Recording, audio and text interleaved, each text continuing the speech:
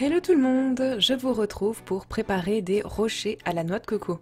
C'est une recette super simple et ultra rapide.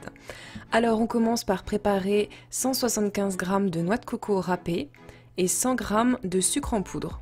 Donc moi j'utilise du sucre de canne blanc. J'y ajoute 2 sachets de sucre vanillé et 2 blancs d'œufs. Donc les blancs, c'est ce que je récupère en général d'autres recettes et pour éviter le gâchis, soit je réalise des meringues, soit je réalise des rochers à la noix de coco. Je mélange bien pour que les blancs soient un peu partout avec le sucre, les sucres et la noix de coco. Je préchauffe le four à 200 degrés le temps de monter tous mes petits rochers. Donc moi j'utilise une cuillère doseuse, c'est la taille cuillère à soupe. C'est la plus grande. Au départ, je les montais à la main et j'ai trouvé cette petite technique afin de les monter plus rapidement et de leur donner une belle forme.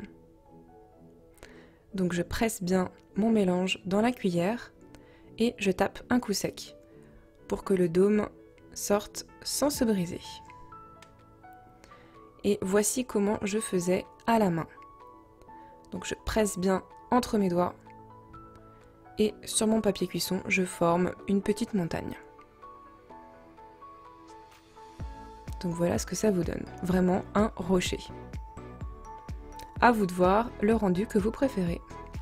Et ce que vous trouvez le plus pratique aussi. Je vais maintenant enfourner pour 10 minutes pour qu'ils soient bien colorés. Vous pouvez les mettre un peu moins si vous les aimez clairs. Donc les voilà après 10 minutes. Ils sont colorés, mais toujours aussi moelleux. Ils sont vraiment moelleux, surtout quand ils sont chauds.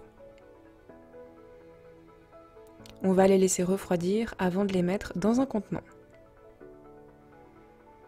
Ils vont rester moelleux dans le contenant. Ils ne vont jamais devenir trop durs. Et je trouve qu'ils se conservent assez longtemps. Bon, après plus d'une semaine, je ne pourrais pas vous dire puisqu'il ne reste jamais aussi longtemps. Ça part beaucoup trop vite, c'est juste la taille d'une bouchée. Donc voilà la différence au niveau des rendus entre un dôme et un rocher. À vous de voir ce que vous préférez pour les former. J'espère que cette recette vous aura plu et je vous dis à la semaine prochaine pour une recette de Manala.